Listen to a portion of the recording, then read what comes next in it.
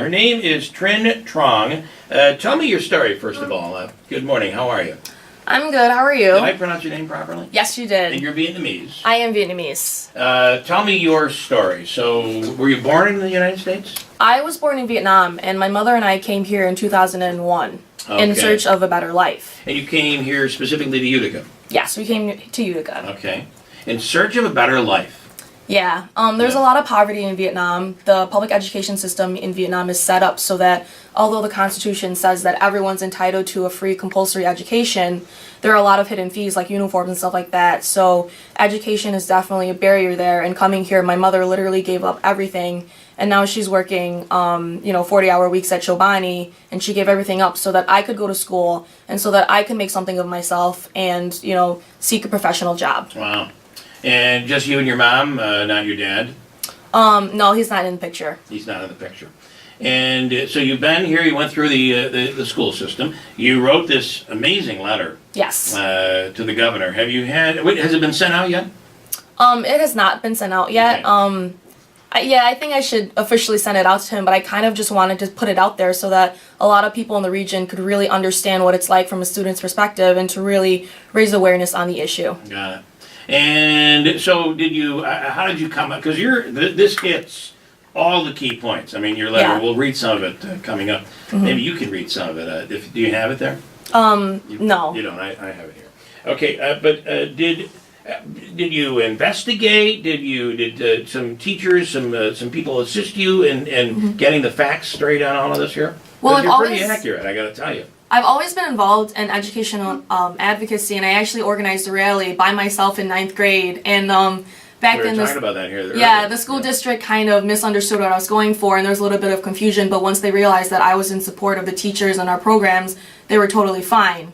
And after 9th grade, a few years later, actually, an organization called Alliance for Quality Education actually approached my school district to seek fiscal equity for our school funding. Mm-hmm. And I became involved with that, and now I work really closely with AQE. So this is an issue that I'm personally really invested in. So all the facts and figures, after hearing them for so long, they just become second nature. They do. And talk about your teachers. You believe your teachers have made a big, big difference. And again, you're coming from you didn't come from crosstown. No. You came from knowing what your mother, I'm sure, has told you, what opportunities you would have had if you stayed in Vietnam.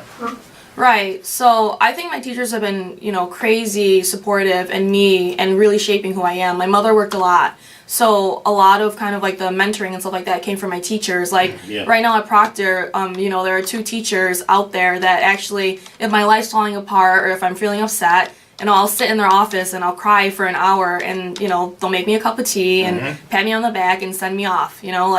People don't understand how pivotal teachers are in really child development. And I know teachers that keep food in their offices because they know that kids come from households where they don't eat. Right. And, when Cuomo wants to base his evaluation, 50% of it on a teacher's test scores, it doesn't measure the capacity for care that teachers have, and that's something you can't quantify. I just love your language. Boy, you've got it down. Thank you. You could be a lobbyist, for God's sakes. So, but you do have some political experience. You are or were on the Utica Youth Common Council? Yes, I'm president of the Utica Youth Common Council. Nice. So, what do you want to do? You're a senior this year. Yes. So where are you going? I am currently awaiting decisions from Yale, Brown, and Georgetown University. All just schlepped universities, right? 26 days. I'm so nervous. Wow. Which do you think off the record, which would you, if you off the record, but on broadcast radio. Which one would you really, really like to see? It's, I like Yale, it'd be good for political science, but my heart's at Brown. But Georgetown. Providence, great town, and Georgetown. Georgetown is a fantastic school, so it's really difficult for me, and I think regular decision was definitely right. Yeah, you handled that really well. She did not give us a particular, she said all 3, basically, right? Mm-hmm. And can you imagine, that's a great opportunity, but you worked for that. Oh, yeah, and, a lot of people say, well, you're a relatively successful young woman and you almost kind of hurt the cause because you're so spectacular and you come from this underprivileged and underfunded school district. Well, I just need to say that I've fought tooth and nail for every opportunity that has come my way. And if it didn't exist, I created it. And I shouldn't have to do that. I shouldn't. Yeah, right. Although the hunger is what every, I mean, I hate to say that, but a lot of times we who are born here, we take it for granted. Oh, definitely. We completely just feel like this is all owed to us, and we don't put the work into it. So even though the opportunity is there, the work isn't put into it. You clearly put the work into it. Right, and I think it just comes from, you know, the values that I was raised with. Education has always been really important. My grandfather is a very intelligent man, you know, knew like 4 languages, and since my mom wasn't around, he kind of watched me until he passed in 2004, and he always really, you know, like when I came home from school, it wasn't Dora the Explorer and all these shows on TV, it was math flashcards until I cried, you know? That is, if you can make, I just want to, a lot of, we see, especially from Asian countries, we see a huge emphasis on education. For instance, 5 days a week at a public school. On Saturdays, going to tutoring classes and all sorts of additional extra credit things. Whereas the other kids are playing video games, Yeah. we weren't doing that. Right, and if you compare it by country, it's very easy for countries besides the United States to excel in education because they're not dealing with the poverty rates that we're dealing with. Right. Something like 52% of American school children are in poverty. That's an astounding number and very high compared to the world average. Right. And also just, you know, the diversity. We do not have a homogenous population here in the United States, and these education experts want to compare us to Finland, to South Korea, to Shanghai. That is not, you know, effective in measuring educational efficiency. Another, you are brilliant. Another interesting issue about that, when you talk about comparing us to other countries, in some of these countries, the children who may not excel in education don't really get past a certain early grade level. They move on to something else, whereas all of our students go to school. Right, and I actually think that, you know, the way that we have it is a little bit better in some way because it shapes more well-rounded adults. Yeah. So I think that the education system here in the United States is fantastic, and, you know, it's pretty much made me for who I am. But the issue really lies in the funding. It does, and let's talk about English second language at your school.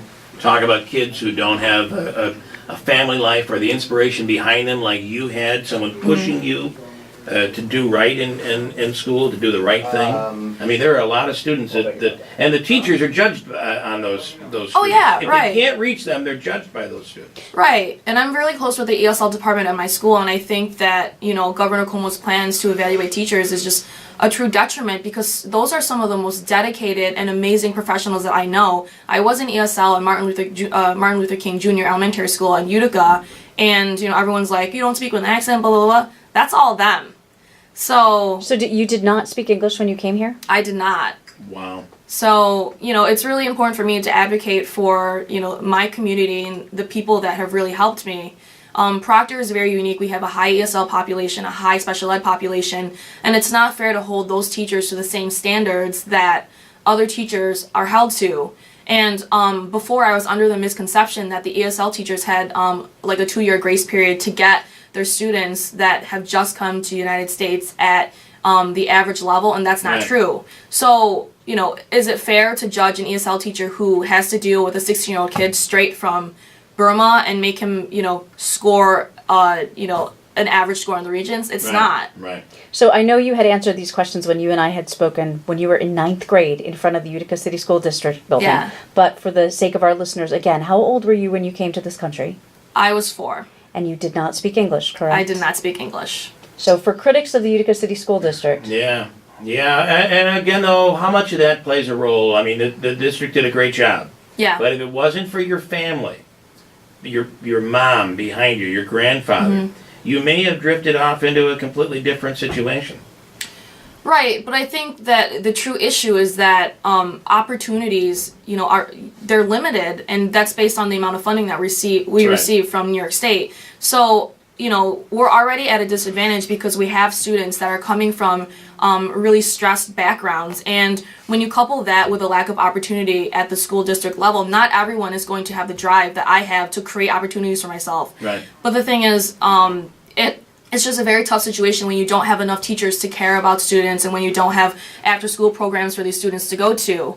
And You know, I was really lucky. Teachers always kind of really liked me. I always worked really hard. But what about that kid that just needs that extra support and there just isn't enough staffing for him, you know, to... You're absolutely right. So, you know, it's just really sad because what it comes down to is wasted potential in this country and in this I state. have 20 seconds. What do you want to be? I want to be Secretary of State.